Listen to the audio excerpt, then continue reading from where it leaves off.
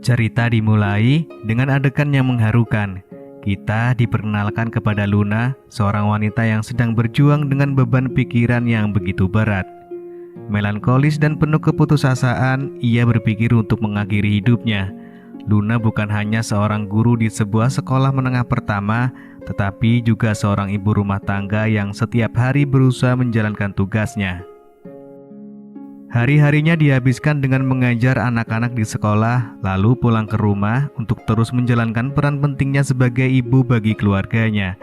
Namun dalam keadaannya, tekanan dan kesulitan hidup membuat Luna terus terjebak dalam kesedihan. Di tempat lain, terlihat seorang wanita yang menyerupai Luna bernama Bella. Saat itu, Bella baru saja tiba di rumah setelah seharian bekerja sebagai seorang penulis naskah. Sementara itu, pasangannya yang bernama Arnold adalah seorang sutradara yang tengah sibuk dengan proyek film terbarunya. Meski baru menjalin hubungan sebagai sepasang kekasih, mereka kerap kali melakukan permainan futsal bersama. Keseruan itu menjadi hal penting yang harus mereka lakukan setiap hari. Luna yang baru saja tiba di rumah disambut oleh pemandangan yang tidak mengembirakan. Suaminya yang bernama Abe sedang marah-marah dan memecat seorang karyawan dengan nada yang keras. Abe memang terkenal sebagai sosok yang kejam dan mudah marah. Tidak ragu untuk berlaku kasar terhadap orang-orang di sekitarnya jika mereka tidak memenuhi keinginannya. Perbedaan usia di antara mereka sangat mencolok dan Luna terpaksa menikah dengan Abe tanpa memiliki pilihan lain. Suatu hari, Luna berbagi keinginannya untuk berpisah dengan Abe kepada bibinya. Namun, sang bibi melarangnya dan menasihatinya untuk bersabar. Menurut bibinya, Abe belum terlalu melampaui batas dan Luna memiliki tugas untuk melayaninya dengan baik. Pada siang harinya setelah pulang dari mengajar, tiba-tiba terjadi insiden baku tembak antara polisi dan dua perampok. Salah satu dari perampok tersebut terkena tembakan dan meninggal di tempat. Sementara perampok lainnya mendekati Luna dan memaksanya untuk menjadi sandera. Dia dipaksa dibawa ke sebuah rumah kosong yang menjadi tempat persembunyian mereka sampai situasi menjadi aman. Sementara itu, Arnold dan Bella bertemu dengan produser bernama Dizon yang bekerja sama dengan mereka dalam proyek film. Arnold ditunjuk sebagai sutradara, sementara Bella bertugas sebagai penulis naskah. Produser Dizon memberikan syarat untuk film tersebut, di mana harus ada pertandingan futsal antara tokoh utama dan karakter lainnya. Bella tidak sepenuhnya setuju dengan keinginan produser tersebut karena dia memiliki rencana lain. Ketika mereka pulang ke rumah, Arnold dan Bella pun berdebat tentang keberatan Bella terhadap keinginan produser. Meski Arnold mencoba meyakinkannya, Bella tetap kukuh dengan alur yang telah dia rancang. Untuk meredakan situasi yang tegang, Arnold dan Bella kembali melakukan pertandingan futsal. Permainan mereka pun berjalan dengan sangat seru.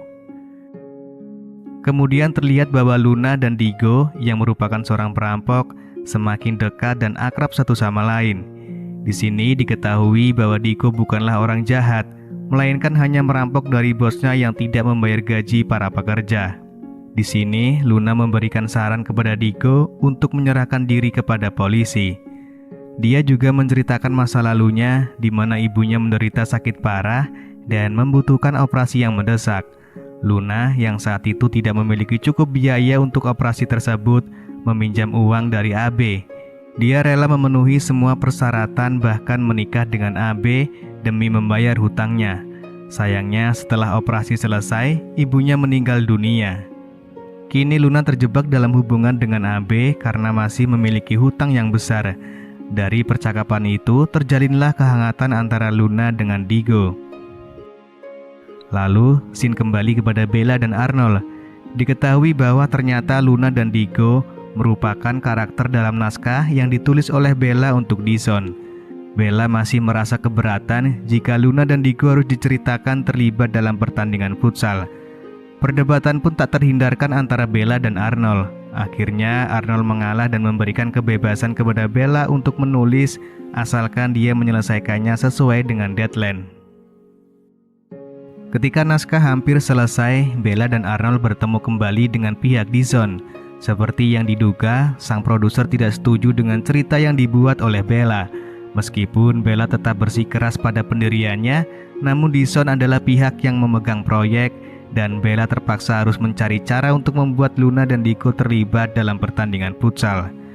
Dalam perjalanan pulang, Arnold sempat menenangkan Bella yang merasa kecewa dengan keputusan Dison. Tiba-tiba hujan deras pun mengguyur mereka berdua. Dengan cepat mereka langsung masuk ke mobil dan setelah itu lagi dan lagi terjadi pertandingan futsal yang diiringi dengan hujan deras. Keesokan harinya, Bella bertemu dengan temannya yang bernama Gardi. Bella memutuskan untuk menyelesaikan naskahnya sesuai dengan keinginan Dison, meskipun itu akan menghambat kesempatannya untuk masuk ke perusahaan yang terkenal. Arnold sendiri diketahui sering mengunjungi ayah Bella di Pantai Jompo. Ayah Bella dulunya merupakan seorang penulis naskah yang kasar dan arogan, bahkan kepada Bella dan ibunya. Itulah sebabnya Bella tak pernah berkunjung ke sana karena dia sangat membenci sang ayah. Kemudian Bella membulatkan tekadnya untuk melanjutkan naskahnya. Kali ini, dia benar-benar membuat Luna dan Digo terlibat dalam pertandingan futsal sesuai dengan keinginan Dison.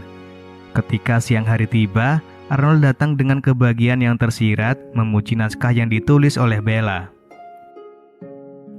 Suatu hari, entah mengapa Bella memutuskan untuk pergi menemui ayahnya di Pantai Jompo. Dia membawa bir karena ayahnya sangat menyukainya. Lalu terjadilah obrolan singkat di antara mereka, namun sang ayah masih menunjukkan sikap kasarnya seperti dulu terhadap Bella.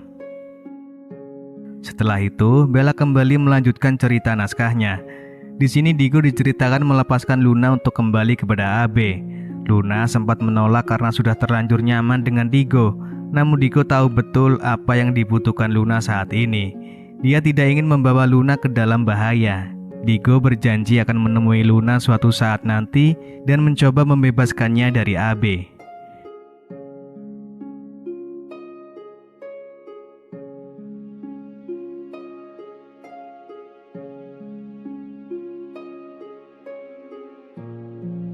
Di tengah situasi ini, Bella justru melihat Arnold keluar dari hotel bersama wanita lain.